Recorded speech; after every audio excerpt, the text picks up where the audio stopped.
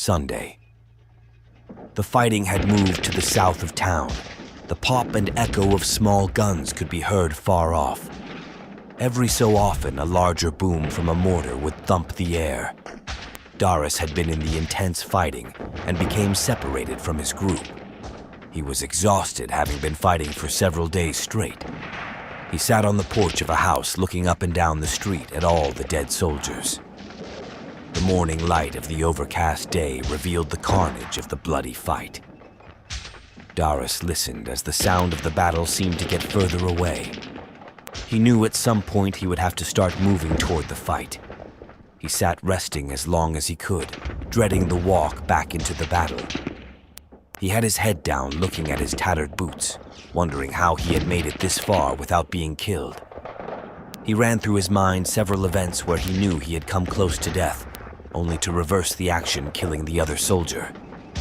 When he looked back up, he saw movement far in the distance down the street. He quickly grabbed his rifle, putting it to his shoulder to aim. He then noticed the tall figure moving about, looking at each dead soldier he came to. This figure of a man was not dressed like a soldier. Darus began to see as the figure moved closer. It appeared to be a monk or priest, dressed in a long black robe with a hood.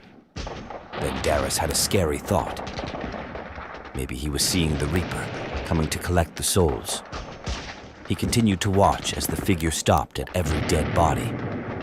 The man came closer, and Darus could begin to see his face. It was not a skeleton face of a skull, as he had thought the Reaper would have. He was not carrying a scythe. This face was of a young gentleman. He relaxed, figuring this was a man of the cloth. Then the man was standing directly in front of him in the middle of the street, looking around. He finally looked directly at Darus. "Oh, there you are. I knew you had to be close." Darus was confused. It was as if the man had been looking for him. "I don't understand. Were you looking for me?" "Yes, I was, but I have found you." "I have never met you before, have I? How would you know it was me you were looking for?" "Oh, it's you for sure, Darus Sunday, is that correct?" "Yes, that is correct. So they sent you to find me?" "Well, not exactly. I came here to find you, that is true, but not so much as you think." "I don't understand." "I will explain. You see, you were scheduled to die yesterday. There was a little mistake." "What?" Darus went pale and felt weak.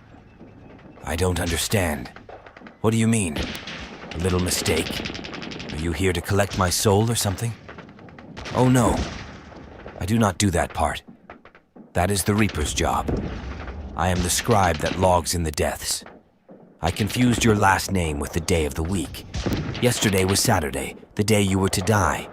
When I saw your name, I put you down to die on Sunday, today. That threw the count off for yesterday.